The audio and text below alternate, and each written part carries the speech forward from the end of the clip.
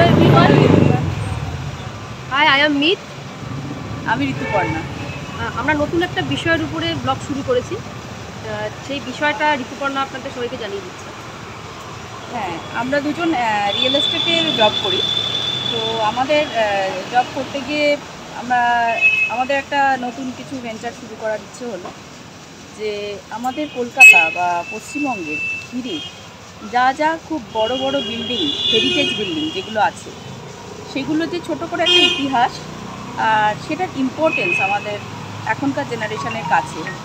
Plus ধরুন এমন কোনো বিল্ডিং যেটা সেই আগে যা তার ইতিহাস ছিল বা যা ইউসেজ ছিল, যেটা ব্যবহার ছিল তার, সেটা হয়তো হারিয়ে যাচ্ছে। হয়তো এই এখনকার প্রজন্ম সেটার কোনো ইতিহাস বা আপনার গুরুত্ব জানে না বা বোঝে না। তো এটা খুঁজতে গিয়ে শুধু তাদের জানানো নয়, আমরা নিজেরাও অনেক কিছু জানতে চলেছি এবং বুঝতে চলেছি, এবং চাই আপনারাও আমাদের সাথে সাথে আমাদের এই ছোট্ট প্রয়াসটাকে সাফল্যের দিকে এগিয়ে নিয়ে চলুন এবং আপনারাও আমাদের সঙ্গে শরিক হন আমাদের এই জার্নি। তো এটা হচ্ছে কালীকৃষ্ণ গার্লস হাই স্কুল। আমাদের পিছনে যেটা দেখা যাচ্ছে, এখন আমরা উইকডেতে যেহেতু এসেছি, এটা স্কুল আওয়ারের মধ্যে এসেছি, তাই আমরা বিদ্যালয়ে ঢুকতে পারছি না, কিন্তু এটা মিট বা মৌমিতার ওর হচ্ছে ছেলেবেলার স্কুল, ছেলেবেলার স্মৃতি জড়িত আছে এবং এটার একটা বিরাট ঐতিহাসিক গুরুত্ব রয়েছে এই বিল্ডিংয়ে। তো সেইটা ও শুরু করুক, ও যেহেতু বারাসাতেরই মেয়ে। তো ও তুমি বলো এটা কিছু কি ছিল। হ্যাঁ, এটা আমি বলি যে কালীকৃষ্ণ আমরা যখন শুরু করলাম, আমরা ভাবলাম যে আমাদের স্কুল, যে আমাদের বিদ্যালয় জীবন থেকেই শুরু করি।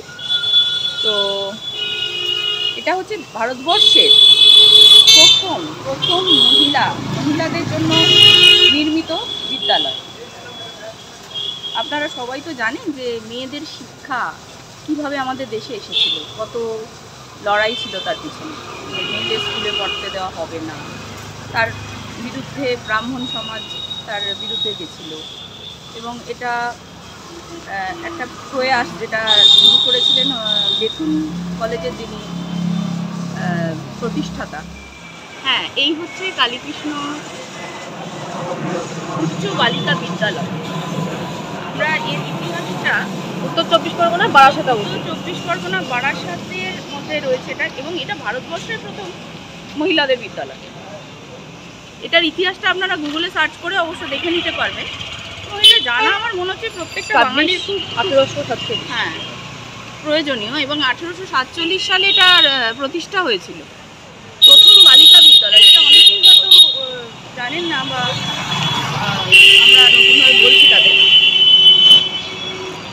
মেয়েদের শিক্ষা করে আমরা খুব বলছি আজকে, কিন্তু এখান থেকে আমাদের শিক্ষা ব্যবস্থাটা প্রথম স্টার্ট হয়। মেয়েদের শিক্ষা এই স্কুলের হাত থেকে, মানে এই বিদ্যালয়ের হাত থেকে। তখন হয়তো এরকম বিল্ডিং ছিল না, বা ভিতরে আপনাদের গ্রাউন্ডে নিয়ে গিয়ে আমি দেখাতে পারছি না। আচ্ছা, তুমি তোমার অভিজ্ঞতাটা একটু বলো, তুমি শেয়ার করো যে তোমার ছোটবেলার সময় স্কুলটা কেমন ছিল, বা তোমরা কিভাবে পড়াশোনা করতে। স্ট্রাকচারাল দিক থেকে দেখতে গেলে স্কুল সেমই আছে, হ্যাঁ।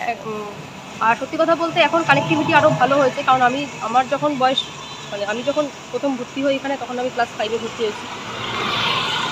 তারপর থেকে তো অনেক কিছুই চেঞ্জ হয়েছে বারাসাতে, এবং সব জায়গায় চেঞ্জ হয়েছে।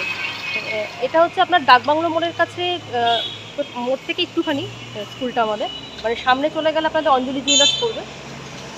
তো এখানকার আশেপাশের কানেক্টিভিটি অনেক বেটার।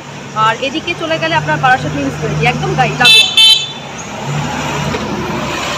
তো এরপর ব্যস্ত রাস্তা, মানে এখন যেন রাস্তা আরও বেশি ব্যস্ত হয়ে গেছে, আমি সেই সময়ের সাথে সত্যি মেলাতে পারছি না। ভিতরের গ্রাউন্ডে আপনাদের নিয়ে যেতে পারছি না, আপনারা গেলে বুঝতে পারছেন। এবং আসার পরে অনেক কিছু আমরা মিস করছি। যারা ছোটোবেলায়, মানে আমার বয়সী যারা আছেন, তারা হয়তো ভাবছেন যে হ্যাঁ সত্যি ওই সময়টা কত ভালো ছিল, যে আমরা যখন আসতাম তখন ছোটো ছোটো লজেন্স কিনতাম। আপনারা হয়তো জানেন ওই সময় বাবুল গাম বা চুইং গামের খুব প্রচলন ছিল, যেগুলো আমি এখান থেকে, মানে এগুলো মনে পড়ছে আমার। আপনাদের আরেকটা জিনিস আমি একটুখানি শেয়ার করে দিচ্ছি, এই দিকটা একটু দেখো। জাস্ট বিল্ডিংয়ের লাগোয়া হচ্ছে আপনাদের আমাদের ডিস্ট্রিক্ট লাইব্রেরি। তো আমি অনেকবার এই লাইব্রেরিতে গেছি। এখানে যারা চাইছেন যে এখানে এসে লাইব্রেরি মানে অ্যাক্সেস করতে চান, তাদের জন্য আমি বলবো এটা খুব ভালো একটা দিক আছে। তুমি একটু দেখিয়ে দাও। আমি জানতাম না, এটাও আমিও জানতাম না। আমি যেহেতু এখানে প্রথম এসেছি। নিয়ে যাও ওই বিল্ডিংটা, লাইব্রেরি। আচ্ছা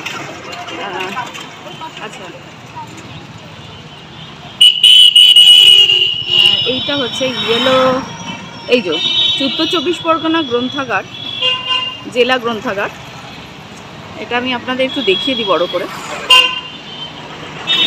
এই হয়তো খুব ভালো বোঝা যাচ্ছে না, বাট এই ব্লু বিল্ডিংটা এবং তার পাশে যে এই ইয়েলো বিল্ডিং, হলুদ রঙের যে বাড়িটা, এই ব্লু বাড়িটা, নীল রঙের বাড়িটাই হচ্ছে জাতীয় গ্রন্থাগার জেলার, উত্তর চব্বিশ পরগনা জেলার।